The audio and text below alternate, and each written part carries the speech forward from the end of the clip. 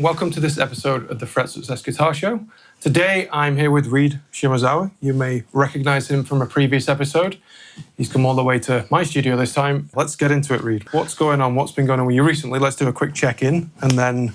I continue to... It's great to be back, first of all. Thanks, Reed. Thank you for having me. Yeah, it's great to see you again and to be back. And congratulations on everything you've been up to as well. Oh, thanks. Yeah. We're enjoying getting the Calgary Guitar Collective going, if you've been seeing that. And thanks, you were off just before we got rolling. You were saying anything to do to help, so that's appreciated. Absolutely. And I'm hoping to come by tomorrow as well. Thanks, Reed. Check out the maiden voyage, so to speak. That would be good.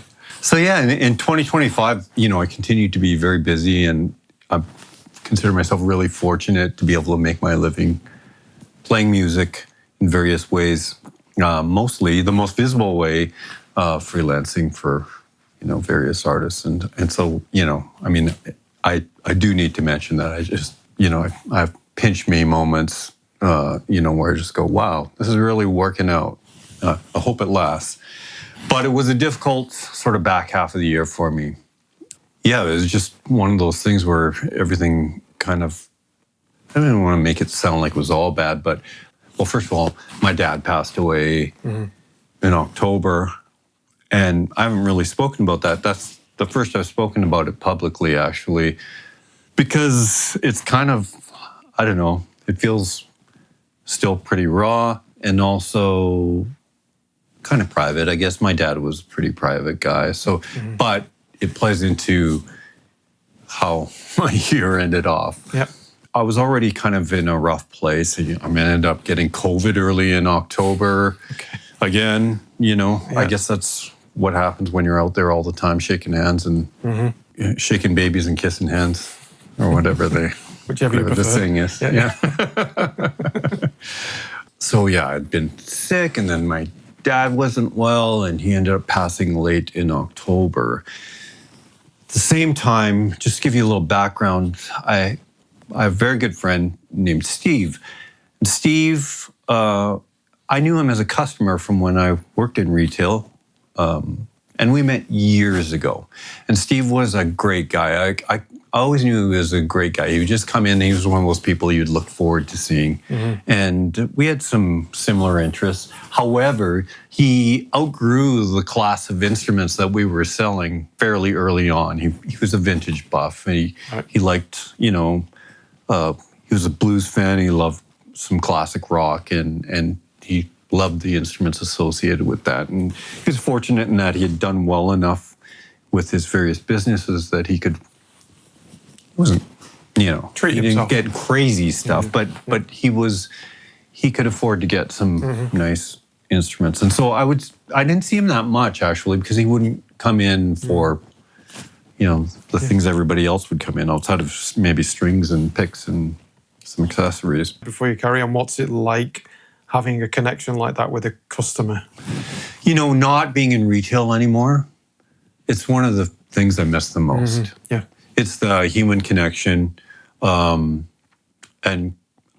meeting like-minded people who have the same interests as you, people who get excited about the same stupid crap that you get excited about. Yeah.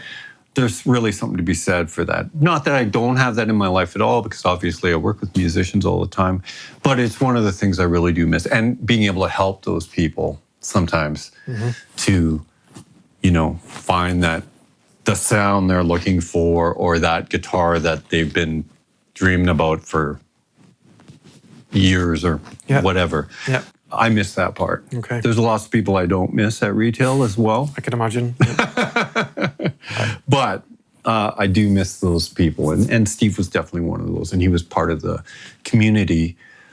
Although at that time, I wouldn't say we were that close. We knew each other. We didn't call each other all the time or anything like that. If something came in that I thought he might be interested in, I would give him a shout. Fast forward to quite a bit later, recently, like within the last 3 years, I actually helped Steve to sell a vintage Strat that he had. Really nice 58 Strat that he had purchased some time ago in the US. And he contacted me to help him sell it, and I helped him find a buyer and sort of, be part of the whole transaction. And after that, we started talking more again. We'd kind of been a little out of touch, But shortly after that, he gave me the alarming news that he'd been diagnosed with cancer. And it was pancreatic cancer, which, everybody seems to know how bad that is. Yep. It's, survival rate is very low indeed. And it's usually by the time they detect it, it's too far gone to do a lot. But he went into treatment. He was a family man, had a loving wife and 2 great kids. Sort of, late teen, early 20s kids. So they're kind of grown up, but still living at home. And he had a family is what I'm trying to get to. So I really felt for him, to be going through that. He was around my age, which is 60-ish. Okay, yep. So I really felt for him. Still young, yeah. Yeah, that's young to, my dad, who just passed away, was 94. There's a big difference between 94, seeing your kids grow up and have families of their own, and 62 or whatever Steve was, and still having your kids, in the house and sort of just starting lives of their own.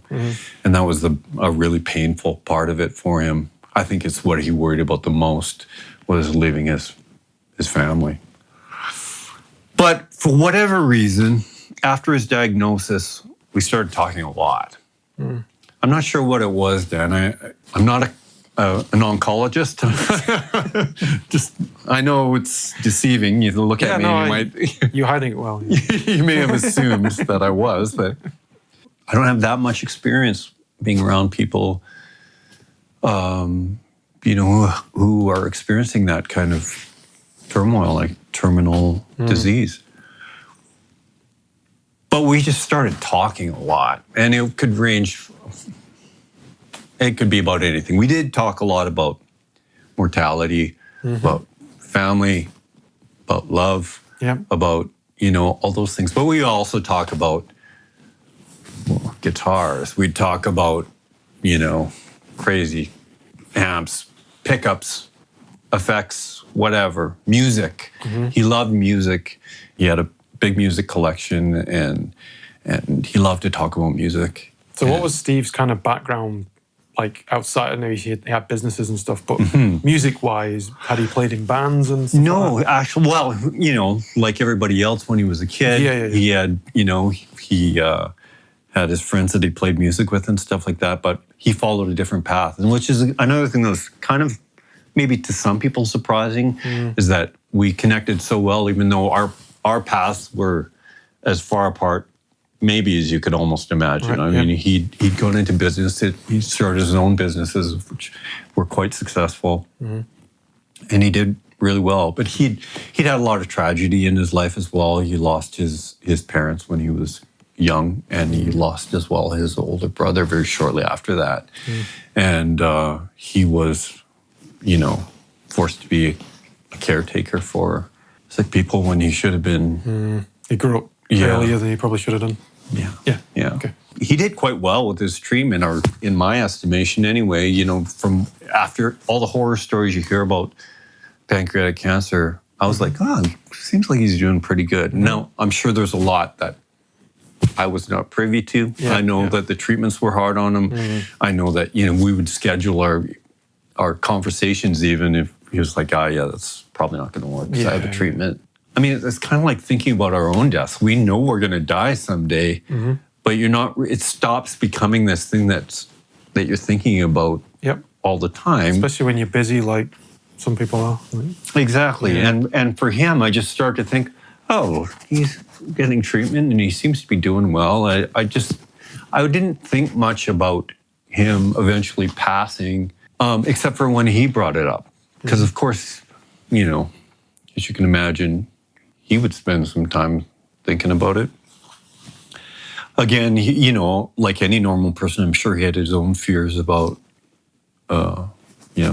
passing, dying. But what he would talk about most often is, not wanting to leave his family and wanting to be there for his family. And I really felt for that. And one of those things where you'd be on the phone and it's like, holy shit, I've been on the phone for 2.5 hours. I gotta go, man. I got songs to learn. You know. At some point late in the year, last year, he called me and he was like, yeah, they, changed his treatment several times to try different things. And he called me and he said, well, they're putting me actually back on, I believe, and hopefully I'm not getting this wrong, they're putting me back on the first treatment I was on. But if it's not effective, they're kind of at the end of what they can do. And even, I'll be honest, even then I was taken aback, but I was kind of like, yeah, but like you still seem okay. And, he was, of course, concerned, but you do your best to comfort somebody, but how can you know? Yeah. Was it always a phone call or did you see him in person? No, yeah, I would go visit him as well. We would play guitar or listen to music, were the two things. It depends. Sometimes he was pretty tired. The treatment definitely would wear him out. Yeah. So sometimes on those times, it would be more of a phone call or even just, if I did visit him, we would just sit and chat. And what was he most excited to talk about with you? Like specifically? It seems like, I would say that guitars were kind of second, actually. Yeah. It was more about life, trying to raise kids that are decent people, all the big questions, what's going to happen afterwards, but also guitars, pickups, oh, did you see that picture of so-and-so that, that guitar that so-and-so posted? Oh, that was amazing. You know what I mean? Stuff like that. That's kind of nice though, isn't it? Yeah, I mean, it was good. I wouldn't say they were doom and gloom conversations, but we got to the point where we were very open with each other. We laughed and we did cry. I mean, there's a lot to cry about, I guess, when you're facing what he was facing. And he was not too much of a man's man to, well, at least with me. And that was one of the things that he said to me that meant a lot, is he said, it's funny how when you reach something like where I am right now, he goes, sometimes the people who you thought would be the people you would confide in or the people that you would talk to, or, they're not. He goes, not necessarily because they don't want to or because they're not, uncomfortable, but just for whatever reason you don't open up to some people. And he goes, and then there's other people who you just never imagine that would be those people. And he said, you're that for me. That meant a lot to me because I certainly wasn't doing it for any reason other than, I guess it really meant something to me too. He went for this one final test where they were going to conclude whether keep him on or not, and ultimately the answer was no. We're taking you off treatment, and going to prepare for the eventuality that comes after that. At the time, I don't know exactly what the timeline of that was. Everything kind of blurs into one for me, but I think it was in October, early in October, maybe late in September or something. I don't know. He said to me, I vividly remember him saying to me in a truly heartbreaking moment, I really hope I can make it to my birthday. His birthday is in February, so it's coming up still. Yeah. And I remember at the time, it's kind of stupid to me because what do I know? But you're going to be around to your birthday. Don't be ridiculous. Like, I would check in on him more often because he was really feeling it at that point. Not initially the symptoms of his illness, but just the emotion and the weight of it. Yeah, exactly. Well, that's good of you to do that because like a lot of people can start to go into themselves and grieve before the person's even gone. So it takes a lot to muster up that strength to do that for you as well. Yeah, I mean, again, maybe it's my own lack of awareness about how bad it was and how fast it could happen, you know? But I really, I'd wake up and go, wow, I wonder how Steve's doing. You know, so I just sent him a message. And if he was up for having a conversation, we'd have a conversation. Or sometimes he wasn't. Steve was not the kind of guy to have, not like me, he didn't have a basement full of gear. But the few things he had were some pretty nice stuff. He had quite a bit of vintage gear and some boutique-y kind of stuff. And he had talked to me previously about, look, my wife is going to need help with this stuff, you know. So we'd had that discussion going way back to his diagnosis. And so I was always, of course, you know, we don't need to talk about that unless there's specific things that you, you know, want to talk about. And he was always kind of, you know, you're right. And, man, we talked about a lot of other things too that never happened. Like at one point he said, I would like to record myself. I want to write some letters to my family, and I would like to record them like audio. Okay. Because when his own parents had passed, he expressed to me that he couldn't remember what his dad's voice sounded like. Okay. Yeah. And so we had this ongoing plan that, we're going to do that. And, you know, he was finding it very hard to put those thoughts and emotions on paper. So sadly, you know, we never got around to that. I know his family knows how he felt, and, you know, they're not going to forget him anytime soon, but it was, at that time, it seemed to important to him. So that was one thing that we planned and never got around to. It's interesting how that trauma from him, you know, it's kind of trauma where he's like, he craves his dad's voice. Yeah. Turns into him wanting to make sure no one has that negative experience. Yeah, absolutely. Kind of selfless in a way. He was. Like, we're talking about a great guy. Like, just a fantastic guy. I learned a lot from him. He was very smart. He was smart and he was wise. I've said that a few times about Steve, because they're kind of two slightly different things to me. Yep, and Steve was very wise. He was also smart, but he was very wise. Wise is more the common sense to me. Yeah, and intuition. He had great insight into many things. And if I was struggling with something, he would always be able to put it in perspective for me. So, you know, it was definitely a two-way friendship. Maybe early in November, somewhere around there, he was still feeling pretty good. And I was like, hey, let's get together, you know, we haven't gotten together for a bit. He was like, yeah, you know, so he set a day that was in between when other things that he had going on. He wasn't in treatment anymore at that point. So I came over to visit him and we chatted for a while, and it was in the morning, and he said, hey, do you want to go for lunch maybe? And I was like, hell yeah, I do. You know, and so we went. And where did you go? We went for sushi, actually. Good call. Yeah. And we went to this little place for lunch just as they were kind of opening up. Steve drove, you know, and he ordered himself a healthy portion and ate it. I was like, man, this is great, you know.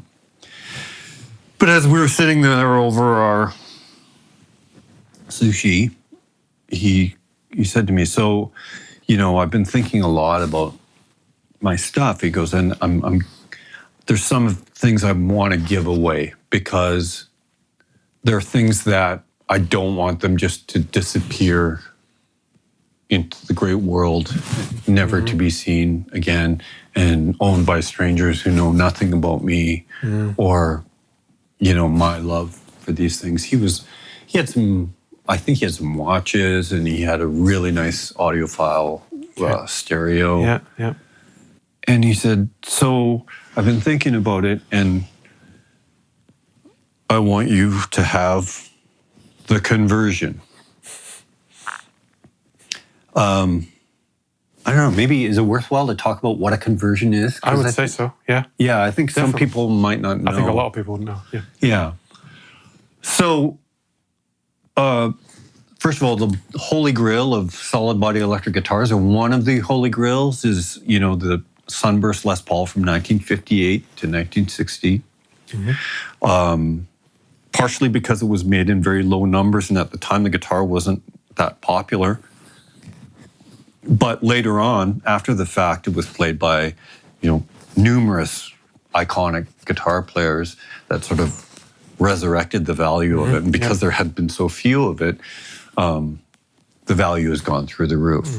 I saw one for sale last week, a real burst, for $699,000. Non-celebrity owned, just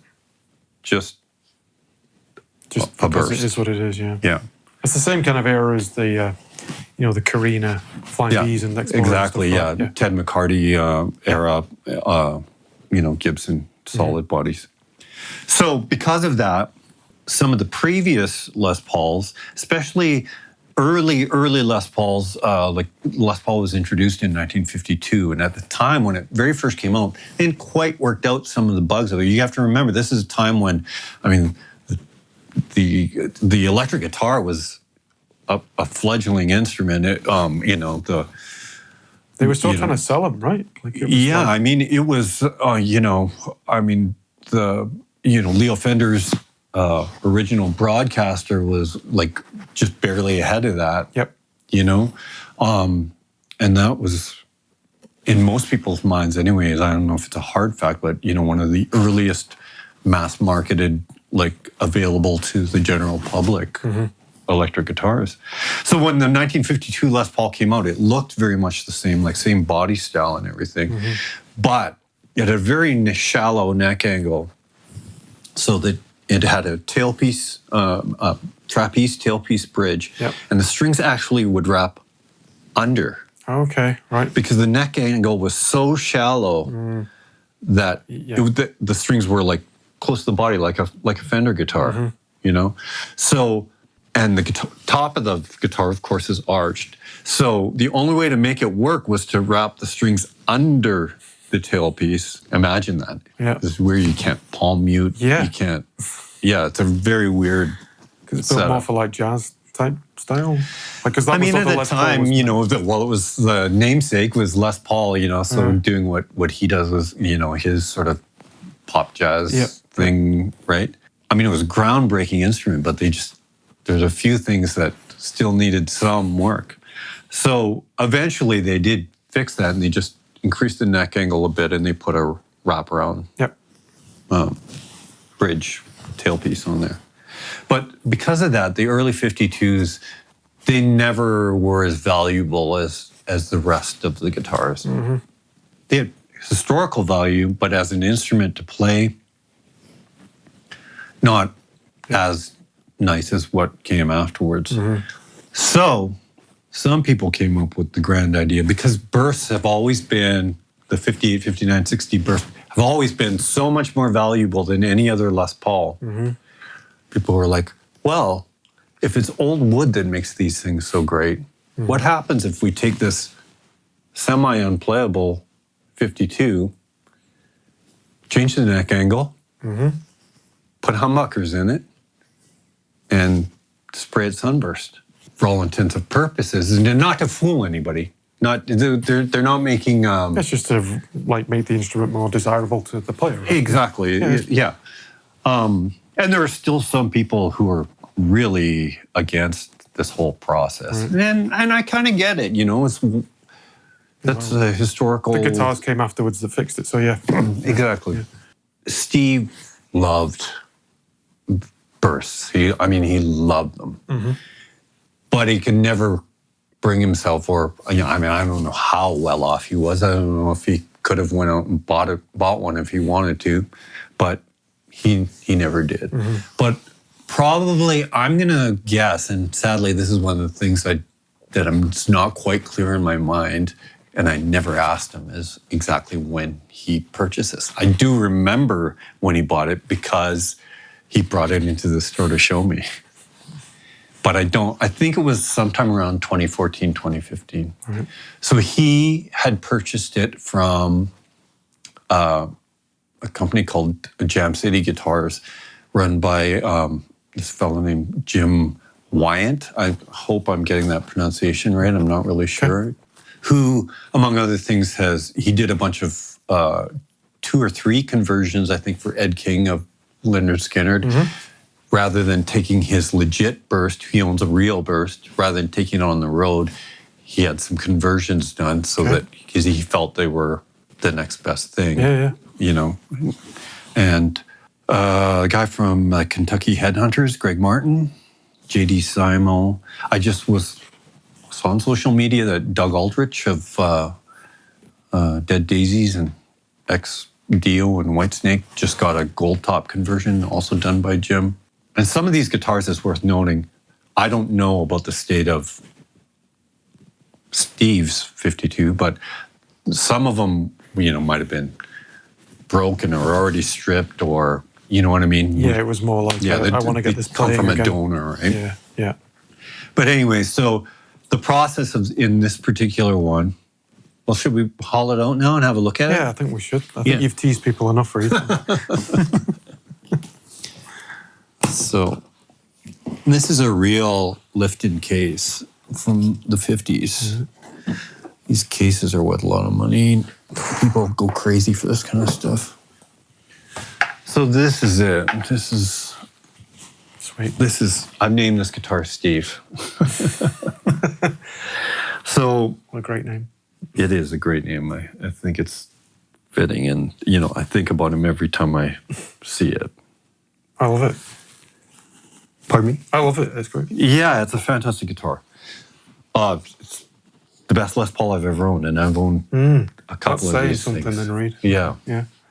So what they do is they pop the neck out. They have to steam it out. So usually that process is done by taking the frets out, and they actually drill tiny holes in the fret slots to inject steam in there to soften the glue. Yep, sure. Then the neck comes off.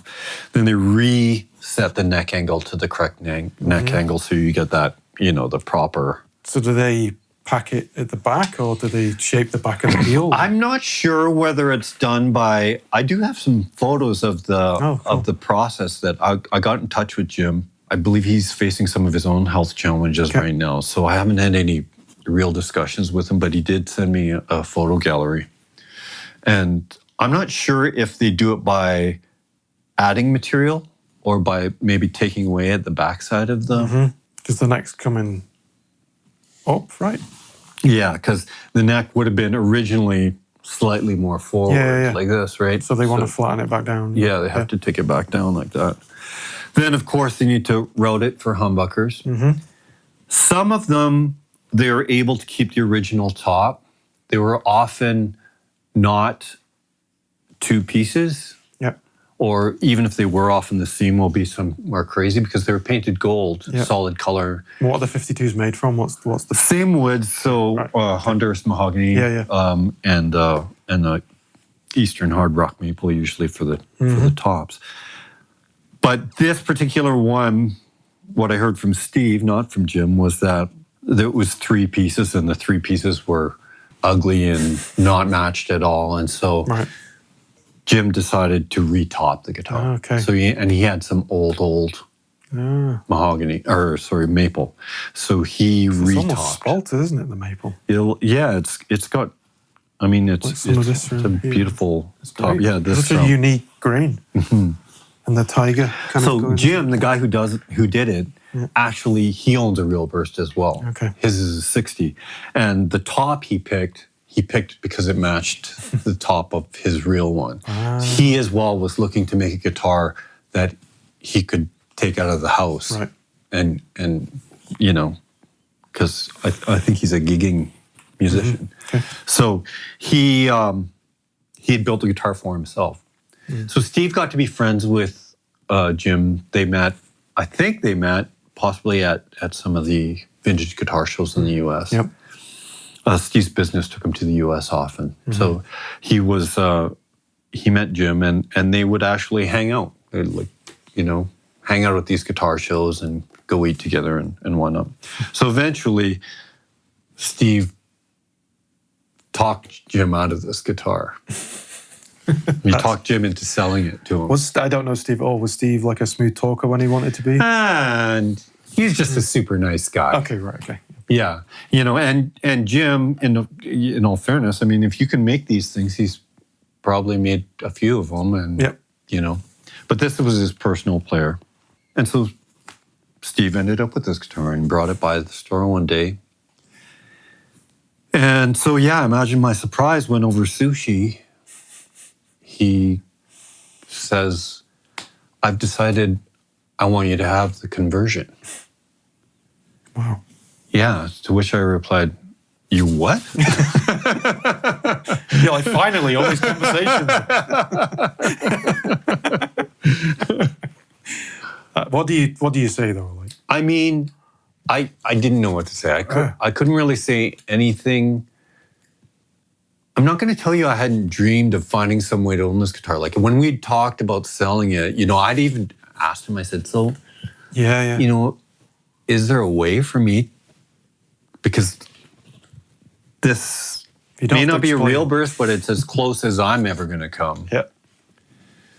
And, I've owned lots of historic guitars, lots of custom shop, all that stuff.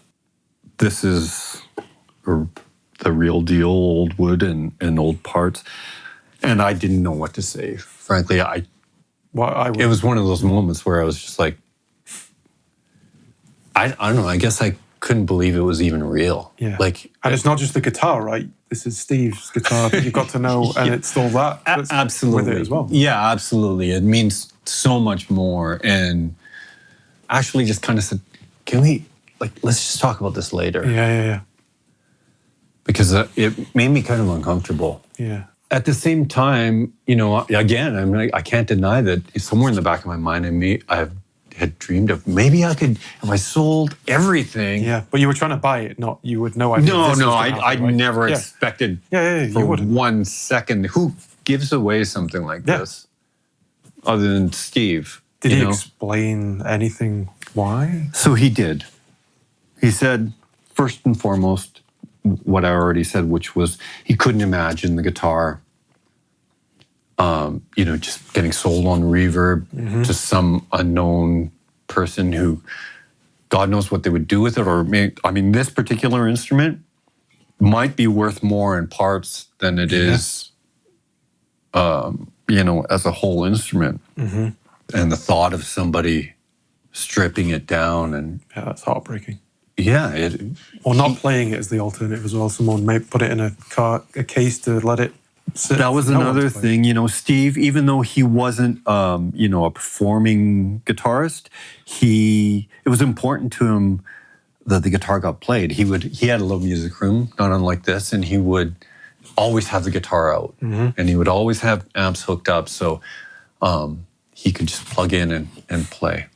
And on more than one occasion, a couple of occasions, when I had a gig, one time I was playing at the Jack Singer downtown, it was a Led Zeppelin show, actually. Once it was a Led Zeppelin show, and once it was an Eagles show. It happened twice, I believe. And he said, "Hey, why don't you play the conversion?" And I was like, "Hey, okay." You're like, no, it's okay. That's awesome that he thought of But he loved seeing it used for what I bet it was meant to do. Yeah. And that was one thing that we really shared, that belief that a guitar is meant to be played. Mm-hmm. No matter how valuable or collectible, or I just don't buy into that. I'm not the type of person that's like, I need to play that thing. Mm-hmm. Yep. And he knew that about me. It gave him a lot of joy when he saw me play it in front of those people and heard it, and making sounds that other people enjoyed. And he wanted that to continue. He wanted that to be the guitar's legacy, and his hope was that someone could do that in his honor, or with, Yep. Do you think he had this in mind when he started kind of connecting? You guys connected a bit more? I don't think so. Because we had talked a fair amount about selling it. Yeah. Not hard details, because to be honest with you, I kind of avoided it because I didn't want to see it, I didn't want to be that guy going, "Oh, this is a really great guitar. and sell to somebody and never see it again. There's a lot of pressure. So we had talked about it, but we never even talked about what he thought he should get for it or anything like that. And whenever we even hinted at it, what he would always tell me is, it's getting top dollar is less important than making sure it goes to the right person. And that was about all of his gear, not just this. Yeah.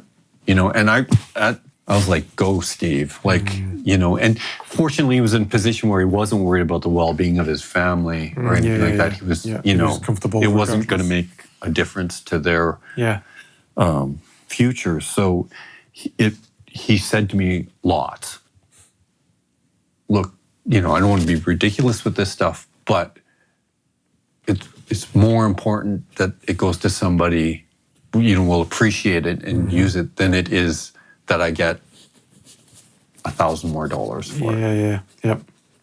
Because I knew that. That's in my own mind. I was thinking, well, if I sold the SG and all my reissue guitars, that's sort of where my brain was at. But then I also felt bad about even thinking that, because it was like entering his own world. Well, now I'm thinking about Steve not being here, and I didn't like that. No, that's not fun. No. It's hard to not, though, right? Yeah, it was a weird. Not because you're, thinking the worst, but it was a weird time. It was a weird thing to go through. I feel like I'm a better person for doing it, and I learned a lot about myself and about others during the process. But it was, it's not easy to watch somebody go through that. We finished our lunch and we went back, and I was like, let's just not talk about this anymore. But it was on both of our minds, and so we texted about it a little bit. And at some point, he said to me, well, I'm not like going to force it on you or anything, but again, these are the reasons why I'm being serious. I would like you to have it, and I am 100% serious. Yeah. And so I sent him back a message, and I said, Steve, I don't even really know what to say. This is beyond my wildest dreams, but I do want you to know that, well, first of all, your family's got to be okay with it. I don't want to, surprise. You don't want to go Steve down that road, to me. That's mine. It's mine. So I said that was one, condition, and he said, "Oh, I've already told my wife, and she thinks there's nobody better." Which, that's nice. That meant a lot. Sorry, and the other thing I said to him was, if you do go through with this, and I said, by the way, if at any point you feel like, wait, what kind of meds am I on? And this is not happening. If you change your mind, it's okay. Yeah. But if this does go through and if this happens, I want you to know that I will cherish it. I will, it's a dream come true for me in a way, but I'm going to play that thing.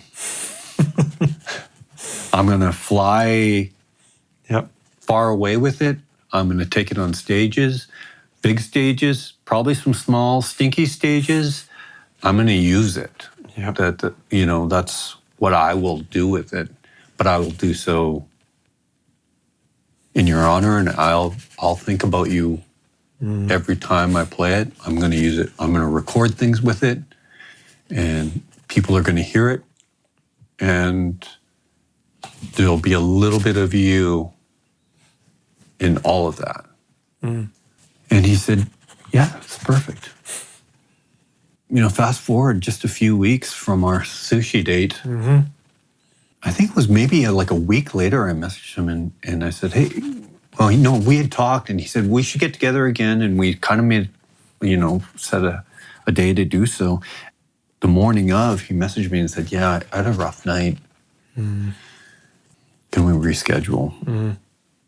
And after that, it kind of took a dark turn, because he definitely, his messages became more like, I'm uncomfortable now. I've lost my appetite. The various things that come with the progression of the disease. Yeah.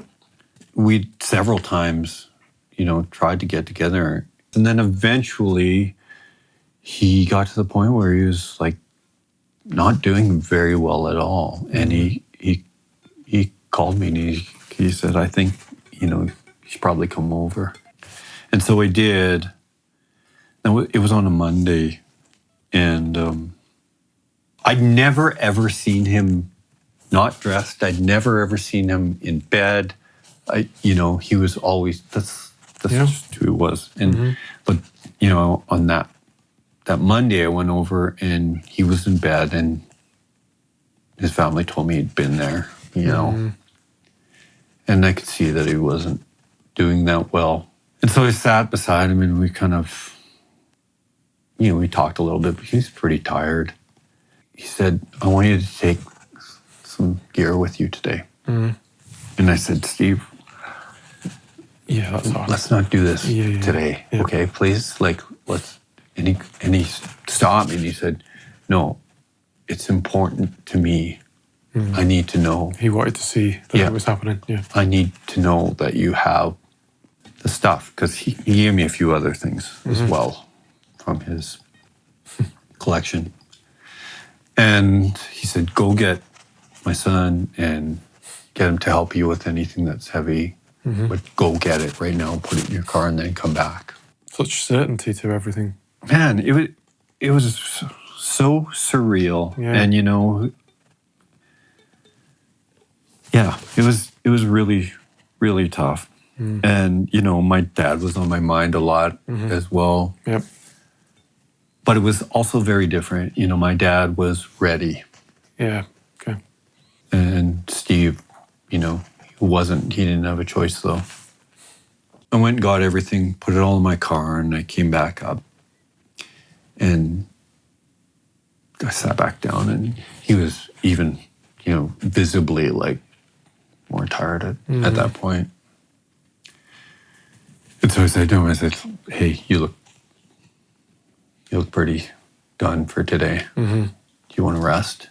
And he said, yeah, I think I need to rest. He said, why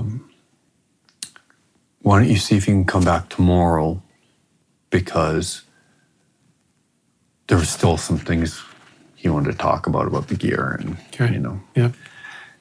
And he said, why don't you see if you can come back tomorrow? On Wednesday, he was scheduled to go into hospice, actually. Okay, right. But this is Monday, so he said, why don't you come back tomorrow? So I was like, sure, sounds good. Like anything, whatever you need. On my way out, I ran into his wife, and she was like, well, there's quite a few people coming by tomorrow. A lot of, he was saying goodbye. I said, oh, yeah, maybe tomorrow's not the best. So, and I know that you're going to hospice on Wednesday. So when you guys get settled, will you just let me know and I'll come by? Yeah. So the next day was Tuesday, and I messaged him toward the end of the day, kind of. And I just said, hey, I didn't come by today. Your wife said that you had some other people coming by. So let me know when you're settled in hospice, and I'll come by then. Yeah. And I got a reply, but it was from his wife on his phone saying, we're no longer going to hospice. He's progressed, and he's probably just going to end here. It's too late.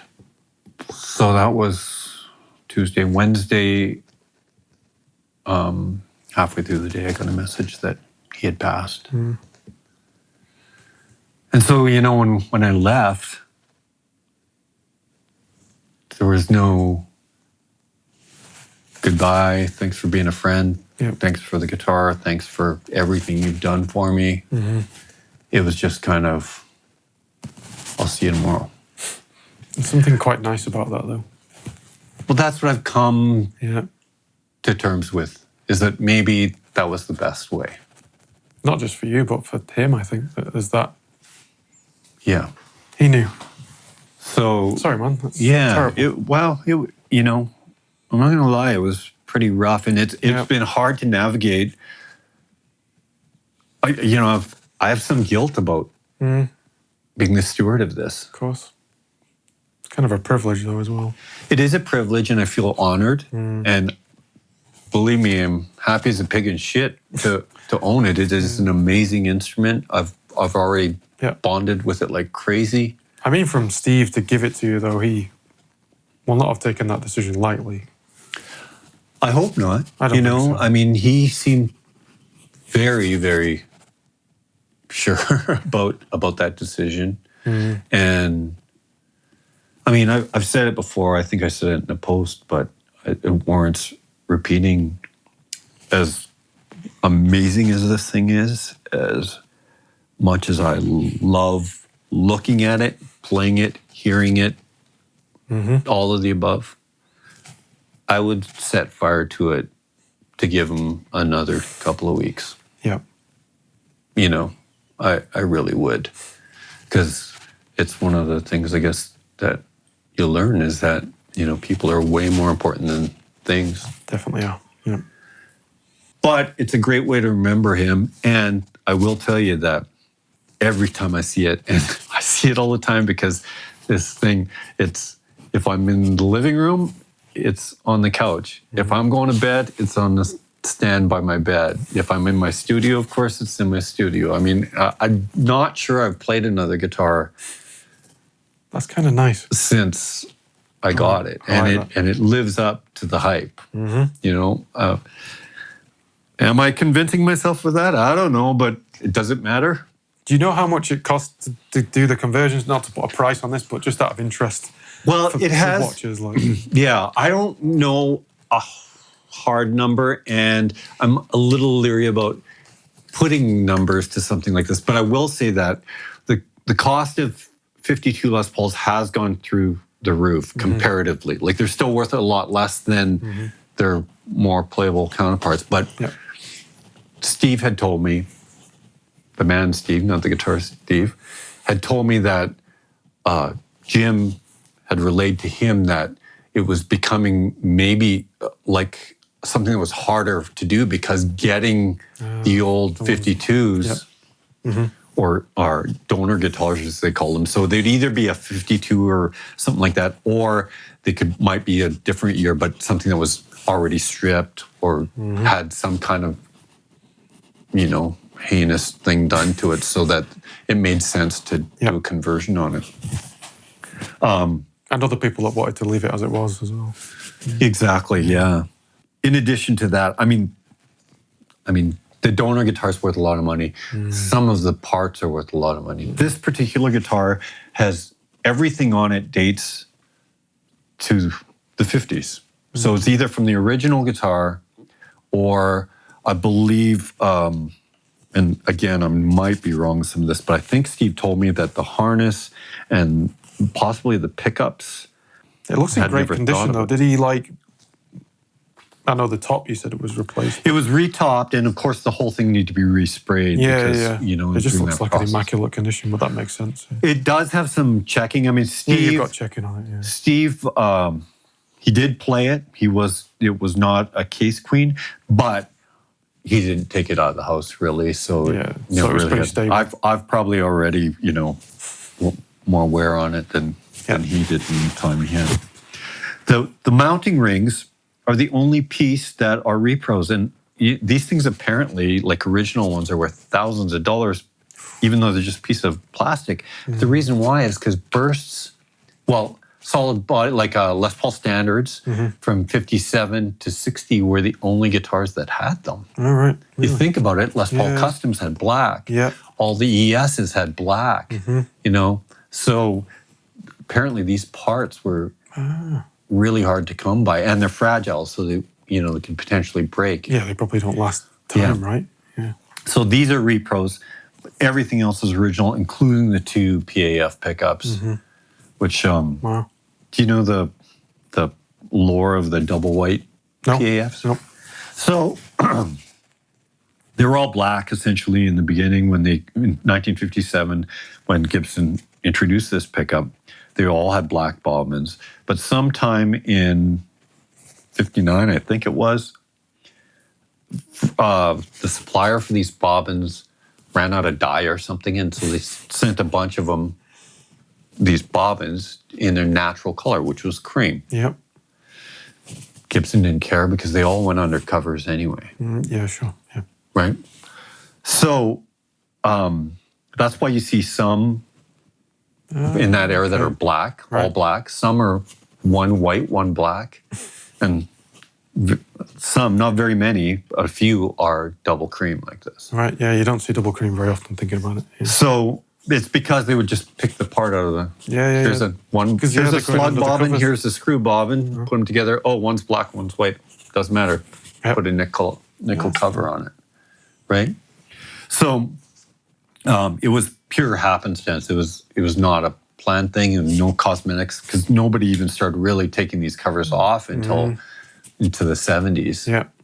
They don't sound any different, although all PAFs tend to sound different because they, they used whatever parts they had on hand. So there was a spec for them in terms of the amount of wines on them.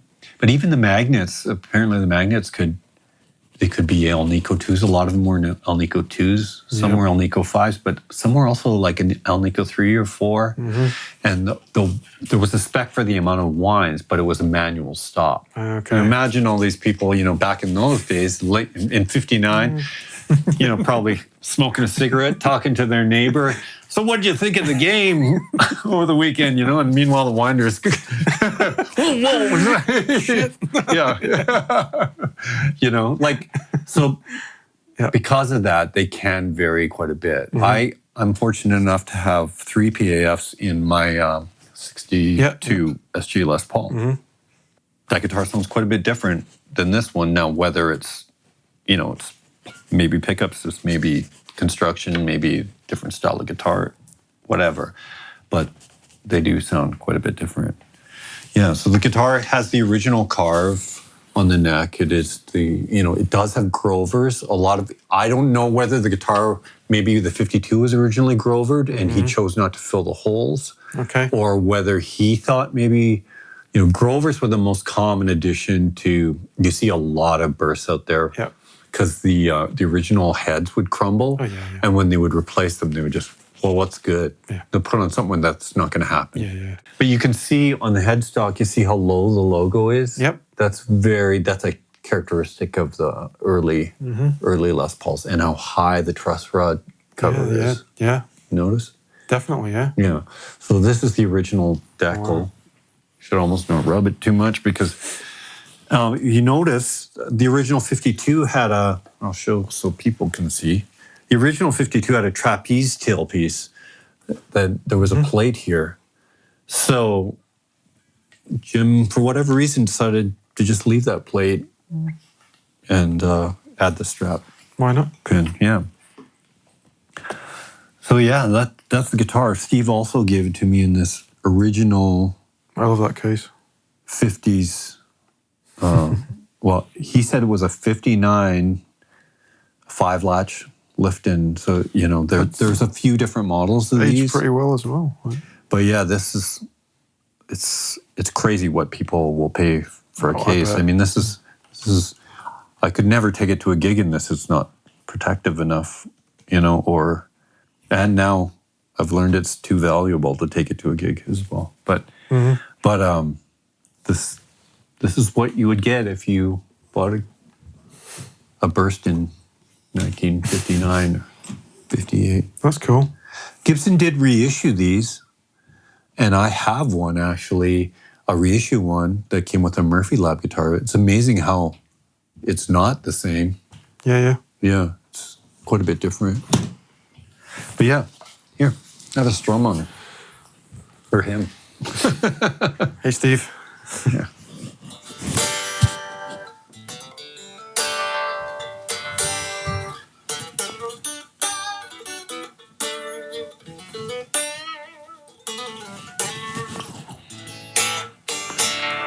It's nice. When I first played it, I thought, oh, it's really nice, but it's just a Les Paul. And in all fairness, the subtleties of the differences are, they're not always like punching you in the nose. Mm-hmm. But now having spent a little time with that guitar, what are you noticing the most? It plays unbelievable. It was refretted as well. Yeah, I can tell. Of course, these are definitely a bigger fret than what it would have had stock. Yeah. Which, as far as myself as a player, playability, wow. I'm like, thank you. So I find it really very, very playable. It's great. The action's like awesome, just perfect all the way up the neck. Like. But sonically, it really does have something. Mm-hmm. Should we plug wonderful it to it. Sure, absolutely. Do you want to play? You should play it, man. Okay, pass me the pack then. I would like many people. Steve would love it if a lot of people got to experience what it is that this thing has to offer.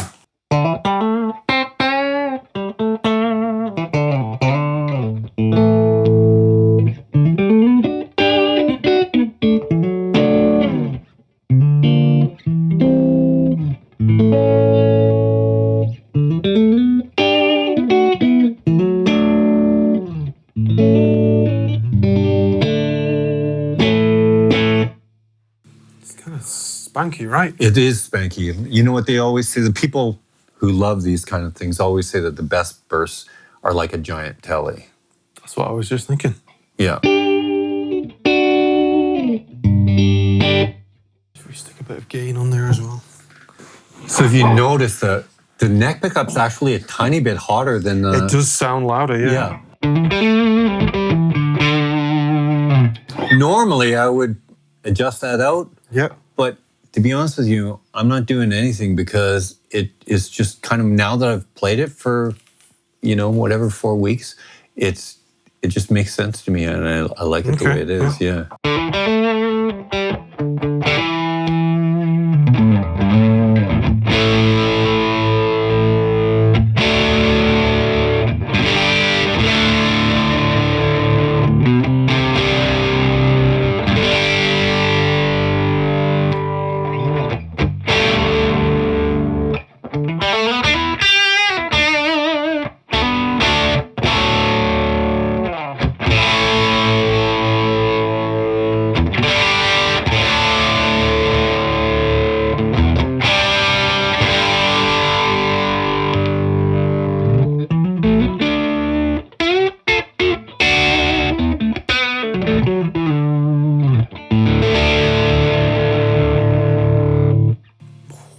Yeah, it's a really nice sounding guitar. I love that middle pickup, that middle position. So it's not, it's about 9 pounds. It's a lot of people these days seem like they're all, looking for, give me the lightest one you can find. When I was working retail, I would go down to Gibson to buy guitars, and I'd be like, oh God. You know what I mean? Like because people wanted the lightest ones. Yeah.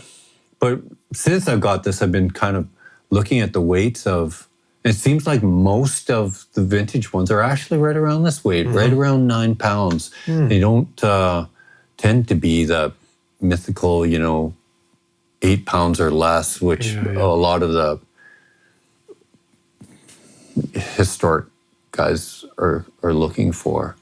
And I mean, it doesn't bother me. At this point, I can still heft around 9 pounds as easily as I could 8 pounds. And sounding the way it does, I'm okay with it. That's awesome. Yeah. It's great. It's nice to play as well. Sometimes you play Les Pauls and it's like I'm trying to fight it a bit. Right.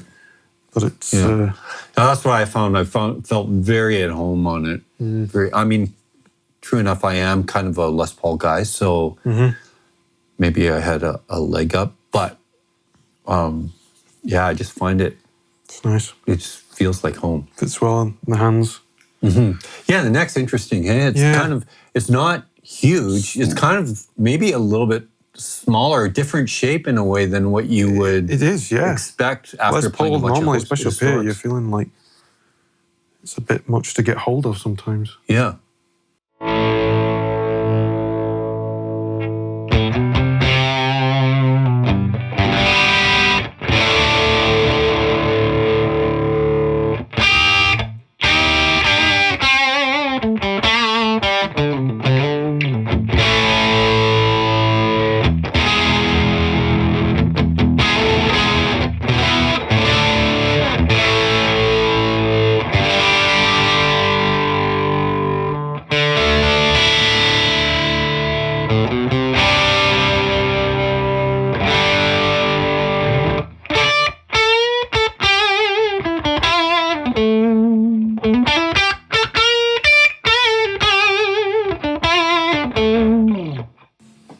super articulate, isn't it? It's very articulate. Yeah. Wow, it's just that beautiful kind of brilliance cuts through, but it's not like, ear piercing. You know, I've spent a lot of time, as I'm sure every guitar player has, thinking about pickups and how they sound in various guitars. And I learned some time ago that just because you like a pickup doesn't mean it's going to work in every guitar. Yeah. I learned that the hard way. I bought a set of Duncan Antiquities back when they first came out, and I put them in a Les Paul, and I was like, this is it, I found the pickup. And I bought like 2 more sets right away to put in 2 other guitars, and they sounded like dog shit in both of them. That's interesting, isn't it? Because there's a lot of kind of myth-busting videos out there where it's like you've seen the guy that does like a plank of wood and a string and a pickup, and he's like, it's just all pickups. Yeah, you know, I think it has a lot to do. I mean, I do think the pickup, of course, has... Of course, it's like the microphone of the guitar. Absolutely, it's going to make some difference. Yeah. But it can only amplify what the guitar's already doing. Yeah. So if it's completely different material, or if it's a really dead piece of wood versus being a super lively piece of wood, that's what it's amplifying. Mm-hmm. So, but all I know is, man, I think those pickups sound fantastic. When I gain them right up, I did a video a couple of days ago where it was like it was an 80s song with a Whitesnake thing. Yeah. What John Sykes? Yeah.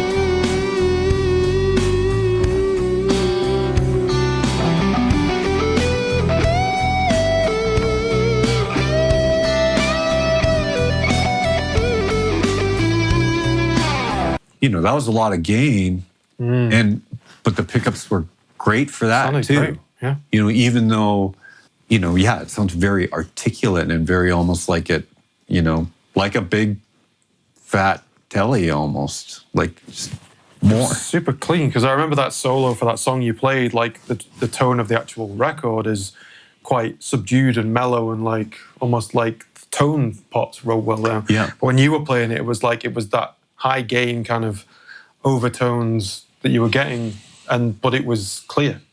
Yeah. Super clear. And you had like a Marshall crank, did you? Yeah, I used a plexi for that. I think Sykes actually used Boogie Mark III Coliseums, which is a very, very different amp. Yeah. But, I'm a Marshall guy, so I was like, I bet I can get close with this thing. And it wasn't identical by any stretch of the imagination, but nor was it supposed to be. You're always going to get people chiming in. Well, I think if you did this and this, you'd probably get a little closer to the sound. And the comment section. Well, fair enough. I won't disagree with you, but that wasn't really what I was going for here. I was just, trying to play the song. It's funny, it kind of resonated with me. Whitesnake was my uncle's favorite band, and he passed away a few years ago. Oh, really? He actually had Whitesnake playing at his funeral. It was wow. Yeah, he told me that he wanted Here I Go Again on My Own. He wanted to. Crazy. It was a crematorium, and he told me years ago that that's what he wanted. So, and he loved Whitesnake. So when I saw that song, I was like, it was awesome. But then also, in a town I used to live in, or born in, a town called Blackpool in the UK, John Sykes actually lives there. Wow. So we used to, years ago, I kind of took it for granted at the time, but we used to rehearse in his house. He had a studio. And so John Sykes had a studio that local bands could rent out, if you know kind of the people.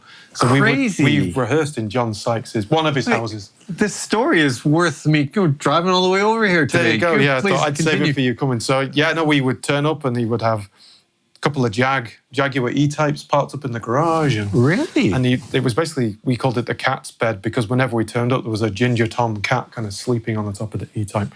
But he had this whole studio on one side of his house, and there was electronic gates you would have to like buzz in and say you were here to rehearse. But he was pretty open. I'd never met him, but he was open to anyone kind of using it and booking it if you kind of knew what it was. Interesting. So when they were recording that album, a bunch of it was recorded at Little Mountain in Vancouver. Right. And at the time, I happened to know some people who had met him and kind of hung out and whatnot. And I'm a fan. Obviously pretty dated, but he just has a fire to me that is He was the unmatched. guy at the time, right? Oh, I think his work is amazing. Yep. But not only can he just rip, but when he plays that melodic, soulful stuff, It's incredible. it's incredible. He's just got such a way of his phrasing. I think it's because he's a great singer as well. Yep. And so I think he phrases like he would sing it. The solos are just amazing. Yeah, and just he can give you just enough fire so that, you're like Yeah. duly impressed, but also he can play those just amazing melodic phrases that will bring a tear to your It like eye. transcends the vocal melody almost, but Yes. honors it and kind of keeps it there. But it's Yeah, and really hummable, great stuff. Yeah. That's No, awesome. I was a fan of him in Thin Lizzy as well when he was briefly in Thin Lizzy. Yep. While Phil was still alive, they had one album together, Thunder and Lightning, which I've been listening to a lot over the past couple of days. Yeah, I used funny to play enough. all that sort of stuff too. What was it there?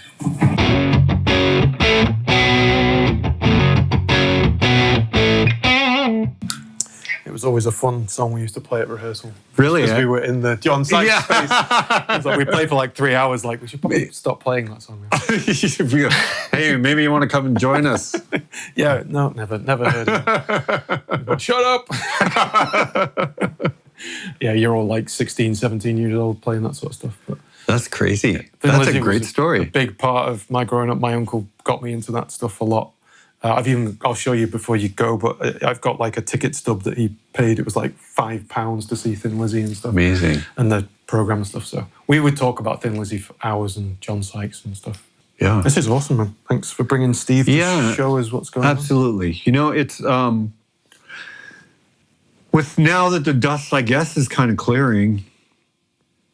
I mean, I don't know if struggling to wrap my head around it is the right phrase, but it's given me a lot to think about. And one thing that's totally clear, though, is, wow, what a gift. But it also makes me think a lot about, my own mortality. Yep. The small things that you can do that make a big difference to other people. Steve taught me a lot in life, and now he's still teaching me a few things, in death, What do you think about mental health in general as a musician and a father and someone that's been through this stuff recently? What are the couple things that are most prominent to you when you think of things we should share more? Because it's quite rare to have that connection, right? Between men especially. It is, isn't it? Yeah. Like we're often, we don't. We're not doing that. Yeah. We're not open with our emotions. We don't, we don't cry. Yep. I cry a lot. My wife makes fun of me. That's her job, right? I don't know that I can put it into a distinct, a specific sort of statement, but I think the gist of it is that we've got, no matter what your beliefs are about what happens before or afterwards, I think one thing we can all agree about is that, well, here we are, and we're forced to deal with other people on a day-to-day basis. This might be oversimplifying, but you can either be a good guy or you can be a bad guy. You can be a shit person, and that's a gross generalization, but it's real. Yep. And I think once you start to thinking about that, how can I not only enrich my own life, but maybe even somebody else's? That's probably a better way to go through your life, I couldn't agree more. And not just, of course, first and foremost, you start with the people closest to you, but not just them. I'm going to slowly turn into Mr. Miyagi, so I'll let you know in a couple of years. Have you got the wax yet? I'll let you know in a couple of years when I'm creating my book of proverbs, and That's good. You should. after I catch my first fly with chopsticks. Oh, yeah, that's the first thing. Yeah. If you can't do that, then no one will listen. Exactly. So it's going to take me a while, but don't worry. I'm going to put my own spin on it. I'll try and spear a fly with the loose string end of the G string, the one that instead of getting it under my thumbnail, I'll get it. Yeah, I'll spear a Life fly. goals. Yeah. This is awesome, Reed. Thanks for coming and sharing this. And sharing Steve's untold story. You know what? This is perfect because I really was feeling the need to sort of talk about it and to just share. I feel like I got a gift out of this, and if it means something to one person who watches this, then I think that's great, and I think Steve would love that. I think he will. This is awesome. Yeah. Well, thanks, Reed. Thanks again for coming. Thanks for having me. Let's just admire this beautiful guitar again. And if you want to see it, you know the man to go watch. The show's performance. I've already taken it out and played it in stinky bars, like I said I would. I love that photograph you shared today with the kind of smoky, and it kind of summed up everything you said today pretty well. Yeah, and that I felt great when I was playing it, and I felt like I was doing what I was supposed to be doing with it, what Steve would have wanted me to do with it. And the same with the little video clip I posted. Hopefully it's the first of many. I've done lots of little clips, but somehow after I was done, and I was like, oh yeah. Actually, his wife reached out to me and she said, that was great. And that's nice. It meant a lot more after that. Yeah. That's awesome, Reed. Yeah. Thanks so much. Well, thanks for watching, everyone. This was kind of a off-the-cuff kind of show that we've done with Reed, so I appreciate you coming to share the story. Thanks for having me back. The suggestion and the idea. And for sitting and politely listening for so goddamn long. No, it's great. It's important to talk about the things you were talking about, to tell Steve's story, to share this all wrapped around an awesome instrument that's going to keep playing in the right hands. I think that's where we end the show, really. So thanks so much for watching. And if you have your own story around maybe a guitar was given to you, or you've felt a connection through an instrument with someone else, please let us know in the comments. I'd love to see that and create a bit of a community response to this. So thanks so much, everyone. And have a great day.